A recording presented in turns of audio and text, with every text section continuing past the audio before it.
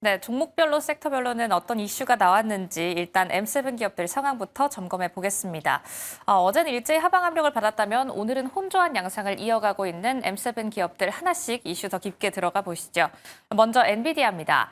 RBC 측에서는 AI에 대한 투자가 당분간 지속될 것이다라고 판단하면서 이 당분간이라는 기간 안에 엔비디아가 30%는 더 상승할 룸이 남아있다라고 이야기하고 있습니다. 오늘의 엔비디아 2%대 상승세 장중 보였습니다. 187달러 선 지나가고 있습니다. 다음으로 테슬라 같은 경우에는 약간의 매물이 출회됐는데요. 약보합권의 증시, 캐시우드 측에서 테슬라는 매도, 반면 브로드컴 측은 베팅을 걸었다라는 이야기가 나오면서 5천만 달러가량의 브로드컴으로의 자금 이동이 있었다라는 이슈가 나왔습니다. 잠시 뒤 브로드컴의 움직임까지 핀비지 통해서 챙겨가도록 할게요. 다음으로는 구글입니다. 구글은 미국의 전력망 지원으로 데이터 센터의 확장에 대한 차질이 발생했다라는 이슈 소화하면서 오늘 1%대 낙폭 가져가고 있습니다.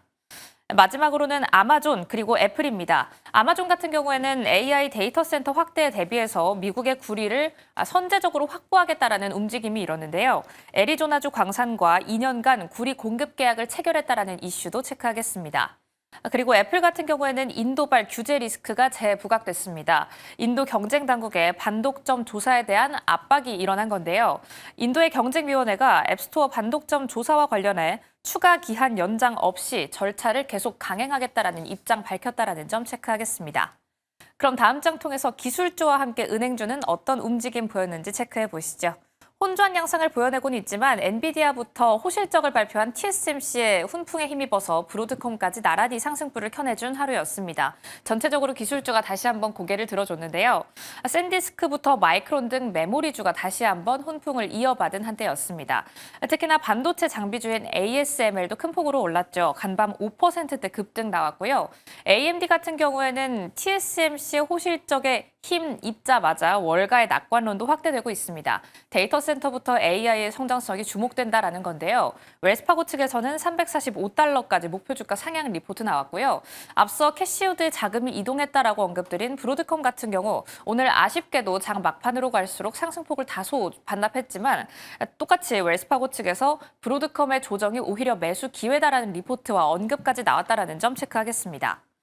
다음으로는 노키아입니다. 노키아 같은 경우 엔비디아와 인연이 깊은 통신 장비주로 우리에겐 약간 익숙하죠. 이 노키아가 AI 주도 네트워크 수요에 대한 노출이 확대됐다라는 모건 스탠리의 의견이 나왔습니다. 그리고 통신 장비 제조업체 안에서 노키아를 최선호주 목록에 추가했다라는 점도 체크하겠습니다.